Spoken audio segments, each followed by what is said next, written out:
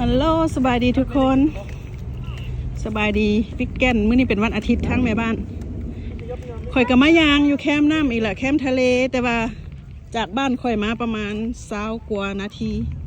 อันนี้จะเป็นดาวน์ทาวน์ซีแอตเทิลเมืองแม่บ้านอยู่รัฐแม่บ้านอยู่พี่น้องอากาศก็ดีอากาศร้อนเริ่มร้อนแล้วอันนี้จะเป็นในเมืองโตเมืองหรือว่าดาวน์ทาวน์ซีแอตเทิลอันนั้นจะเป็นอันสเปซนิโดเป็นอันสัญลักษณ์ของรัฐวอชิงตันสเตทแม่บ้านจะซูมให้เบิ่งเด้อเดี๋ยวนั้นนะ Space Needle เหือใหญ่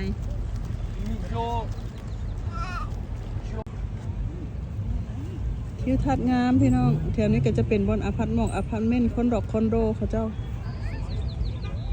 คนกะมือพักมือพรบรรยากาศก็จะประมาณนี้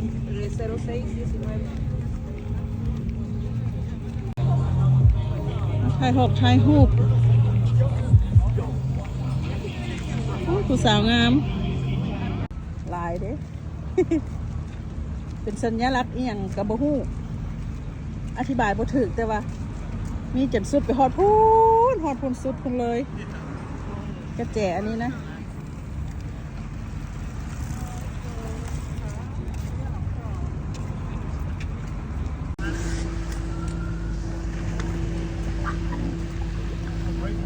เวลาน้ำลงจะเห็นแบบนี้ปกติแล้วน้ำจะฮอดพุ่นเลยอันตอนนี้น้ำลงมันก็จะเป็นแบบจะมีปูมีหอยมีแครมมีอันนั้นหลายเด้สั้นดอกว่าพี่น้องเอ้ยน้ำก็เย็นเห็นว่าแดดแต่ว่ามันเย็นได้น้ำนะพี่น้อง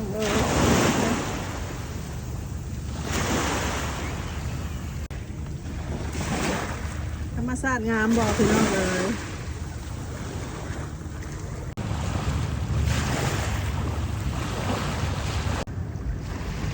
อันนี้ก็จะเป็นเรือเฟอร์รี่ลำที่2ทุกๆ10 นาทีเขาเจ้าจะออกมันบอกคนก็จะเต็มหันละพี่น้องเอ้ยเพราะว่ามันเป็นมือพักมือพรผู้ใดก็อยากพาลูกพาเต้าพาครอบพาครัวขี่เรือไปลิ้นฟังนั่นฟังนี่ตามอัธยาศัยหนะ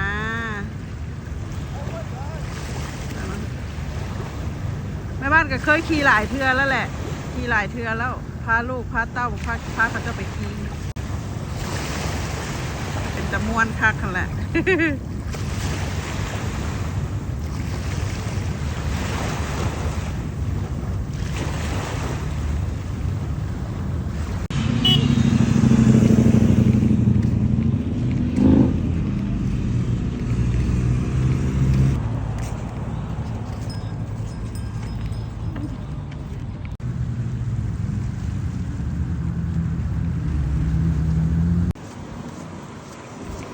แล้วก็หนทางก็จะมี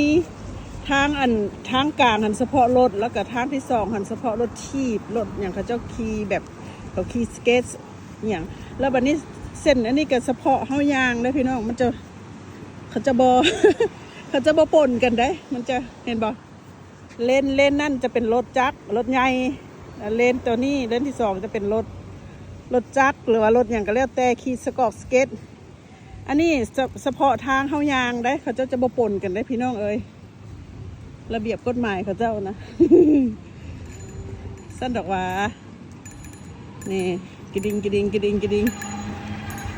ต่นี่คอนโดนี่ก็ตัวแห้งเห็นนั่นวิวงามมาแล้วในบ้านก็เลยว่าเอารูปเอาภาพมาให้พี่ให้น้องอยู่เมืองลาวเมืองไทยอยู่ใส่กันแล้วแต่ทัวร์ทุกมุมโลกได้เบิ่งได้เห็นน้ำกันเนาะว่าอยู่อเมริการัฐวอชิงตันสเตทซีแอตเทิลวอชิงตันมันจะสวยสดงดงามแบบนี้แหละด้วยนกกางแกนะนกพิราบหรือว่านกกางแกปอกแป๊ก